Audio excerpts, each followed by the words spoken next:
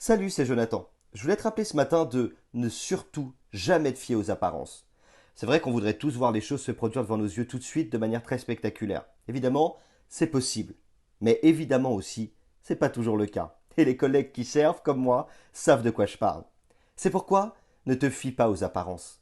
Car tu sais pas ce qui peut se passer derrière une prière. Ne te décourage pas, ne laisse pas les situations visibles toucher ta foi, car Dieu est bien plus grand et son action est bien plus grande, crois-moi. La Bible dit dans Psaume chapitre 108 verset 14, mais avec Dieu, on va faire des exploits. C'est lui qui écrase tous nos ennemis. Lorsqu'on a fêté les 18 ans de ma fille, on a passé un moment de louange et d'adoration à la fin pour mettre Christ à l'honneur. D'ailleurs, il doit toujours être au centre de tout ce que nous faisons. Ma fille est chrétienne et c'est normal que dans cette nouvelle étape de sa vie, Christ soit glorifié. Et alors qu'on était en train de chanter, de louer, j'ai vu cette petite famille tellement belle. La cousine de ma femme, son mari et ses enfants. Un couple adorable. Mais elle était gravement malade, atteinte d'un cancer.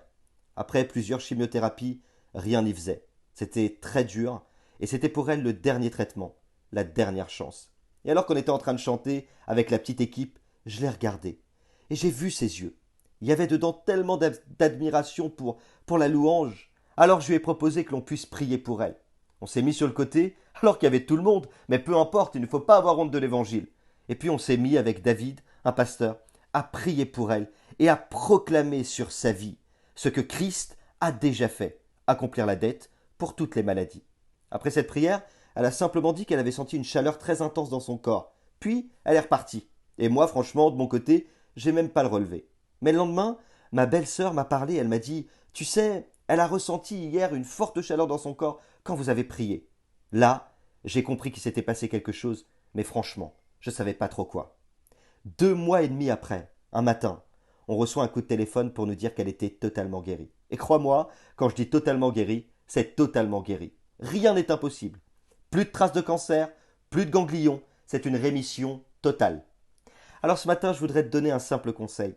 Si tu as prié pour des situations et que tu n'as pas vu la main de Dieu s'étendre, peu importe la raison, rappelle-toi qu'il n'y a pas d'échec, car Dieu est au contrôle de chaque situation. Ne fais pas d'une simple situation que tu as vécue une règle. Continue à prier, continue à proclamer et vois la gloire de celui qui a tout accompli pour rendre possible l'impossible. Un ami a dit, les échecs n'annulent pas ton potentiel, et je rajouterai, ni celui de Dieu. Mais ton abandon peut annuler ton potentiel. Alors n'abandonne pas.